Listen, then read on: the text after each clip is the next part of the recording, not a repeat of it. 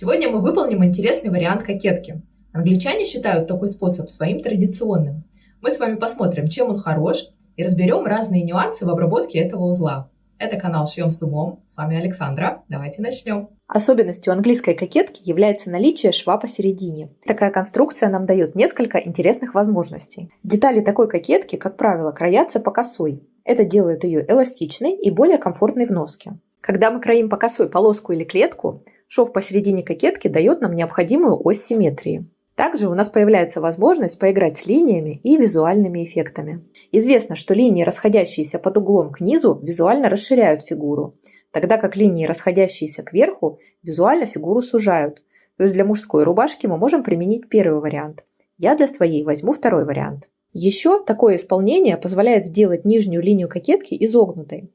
В обычной ситуации, работая с клеткой или полоской, нам приходится оставлять ее прямой, чтобы не ломать рисунок. Итак, давайте перейдем к обработке. Я раскроила детали кокетки и собрала их по линии середины, совмещая рисунок. Вот что у меня получилось. Теперь две детали кокетки мы притачаем к детали спинки. Для этого складываем детали кокетки лицом к лицу, разворачиваем их вниз горловиной и между ними помещаем деталь спинки. Вот таким образом. И соединяем все три детали одной строчкой. Я предварительно сметаю. Для того, чтобы линия притачивания кокетки была плавной и не имела заломов, нужно проследить, чтобы выточка кокетки имела достаточную глубину, или длину выточки, чтобы здесь не было вот такого резкого угла. Если есть сомнения, можно выточку кокетки немножко углубить и сделать линию ее краев более плавными. По общему правилу длина выточки должна быть не меньше, чем 4 ширины ее раствора. Я сметала детали. Если у вас по спинке есть защипы, перед тем, как прокладывать строчку, убедитесь, что они у вас развернуты в нужном направлении. Также я рекомендую сметывать, поскольку сейчас у нас строчка пойдет по косой нитке, и сметывание помогает нам уплотнить пакет и предотвратить растяжение деталей при стачивании. Итак, я проложила строчку и притачала детали кокетки к спинке. Теперь нам нужно провести влажно-тепловую обработку. Мы шов сначала приутюжим, аккуратно переставляя утюг, не двигая утюгом вдоль шва, чтобы деталь не растянуть. И после этого заутюживаем детали кокетки наверх. Я обработала детали на утюге и срезала излишек припуска. Срезала его ступенькой, чтобы не было перепада толщины. Теперь соберем плечевой шов. Существует много способов сборки этого шва. Самый популярный – это способ так называемый буррито, или если перевести на русский шаурмы. То есть когда мы кокетку раскладываем, скатываем руликом рубашку и кокетку оборачиваем вокруг рубашки, стачиваем шов и потом все выправляем. Но данный способ подходит в том случае, когда у нас еще не собраны боковые швы. У меня они уже стачены, поэтому мне такой способ не подходит. Второй способ, когда мы совмещаем наши детали и кокетку выворачиваем через горловину, и потом стачиваем и выворачиваем обратно.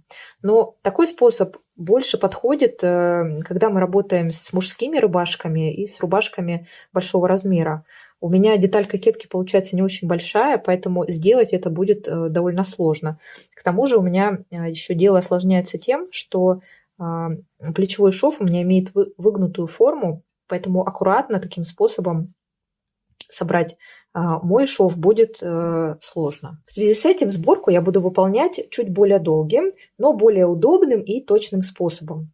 Также, на мой взгляд, это самый универсальный способ сборки плечевого шва на рубашке. Для начала стачиваем деталь полочки с деталью верхней кокетки.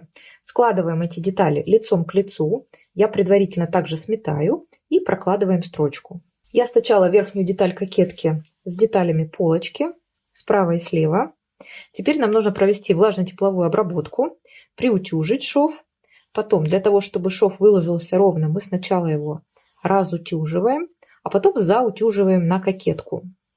И также нам необходимо заутюжить припуски на детали нижней кокетки. Я заутюжила припуски и срезала излишек припуска до ширины 5-7 мм. Теперь мы накрываем нижней кокеткой шов стачивания полочки и верхней кокетки. И в принципе мы можем уже сразу проложить отделочную строчку, которая одновременно зафиксирует деталь нижней кокетки. Но я предварительно потайным ручным стежком зафиксирую сгиб нижней кокетки и уже потом проложу отделочную строчку. Ручную строчку мы выполняем прямым потайным стежком. С одной стороны мы зацепляем припуск шва максимально близко к строчке, а с другой стороны мы цепляем нижний край сгиба кокетки. И таким образом соединяем детали. Давайте посмотрим, что получилось. Вот мы зафиксировали сгиб кокетки.